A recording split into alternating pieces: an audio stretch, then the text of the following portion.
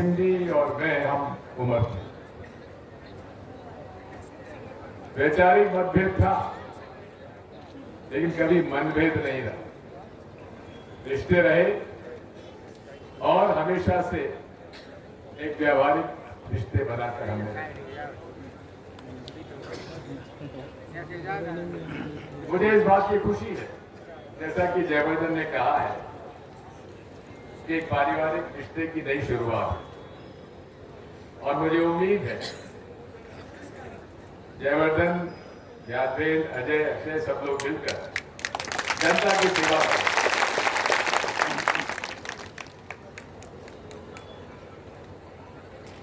आज की देश की राजनीति में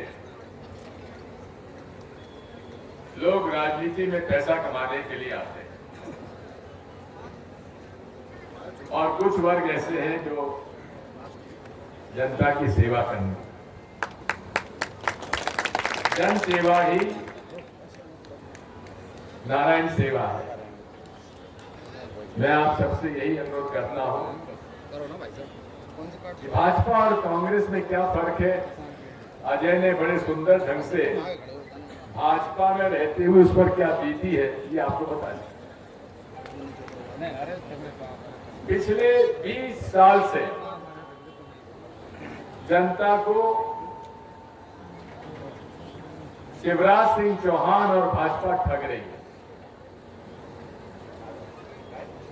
बड़ी बड़ी लंबी बातें, बड़े बड़े वादे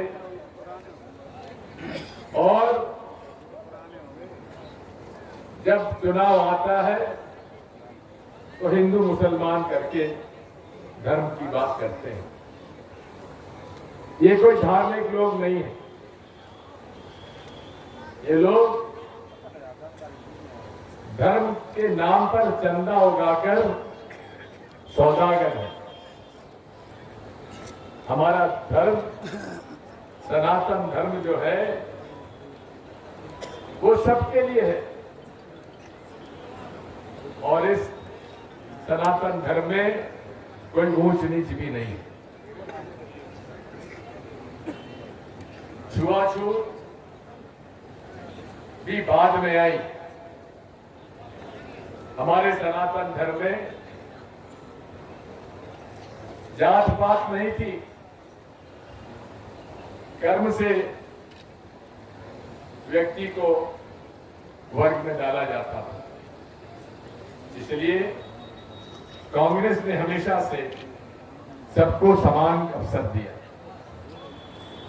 और भारतीय संविधान में उन लोगों को आगे आने का मौका दिया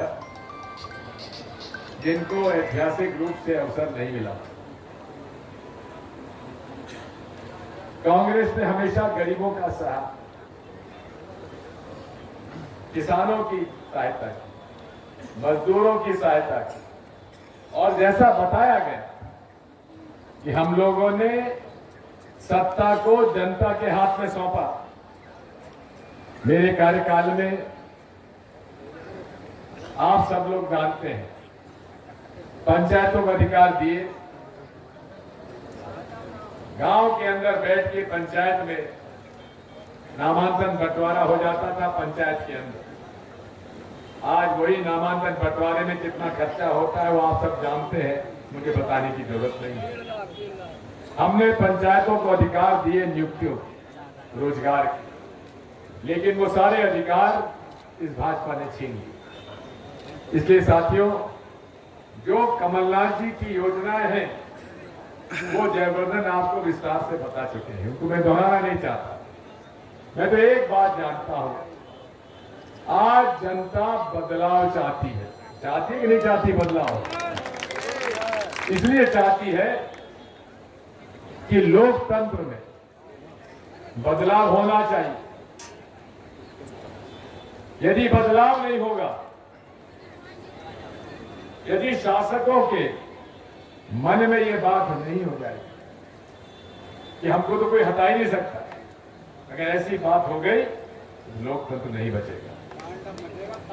तांडव ही बच रहा है बेटा, सही कहा तुमने।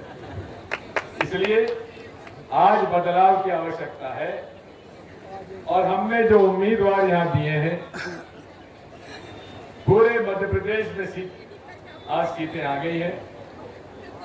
कोशिश की गई है कि सर्वे के आधार पर दिए नए लोगों को मौका दिया जा रहा है और मुझे उम्मीद है कि 17 नवंबर को होने वाले चुनाव में आप सब लोग मिलकर एकजुट होकर कांग्रेस को भारी बहुमत से जिताकर कमलनाथ जी की सरकार बनाएंगे। और कमलनाथ जी वो नेता है जो अपने सेवा काल के पहले दिन से जो वादे किए निभाना शुरू कर देते हैं। शपथ लेते ही इन्होंने सबसे पहला काम किया कि कर्जा माफ होगा।